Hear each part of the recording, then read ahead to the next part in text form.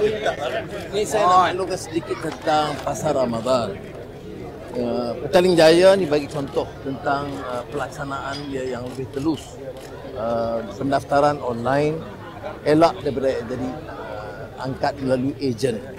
Ini masalah kita. Ini Pasar Ramadan ini kesempatan bagi rakyat, terutama di peringkat bawah, untuk menjalankan perniagaan, mencari nafkah tambahan. Jadi ahli-ahli perbendaharaan patutnya memberi kerjasama supaya proses itu lebih teratur dan telus, elak daripada orang yang mengangkat komisen. Jadi kita lawan di peringkat atas, kan di bawah ni masih lagi berkecamuk.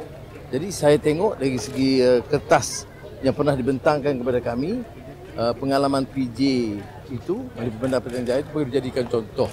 Ya, pendaftaran online dan buka sebanyak mungkin. Kemudian biar ada kemudahan sebersih mungkin. Dan kalau nanti Menteri Bandaran Kerajaan Negeri bekerjasama, saya akan bercakap dengan Menteri KPKT supaya bantu supaya kemudahan pasar Ramadan ini diperbaiki dengan air dan kebersihannya terkawal.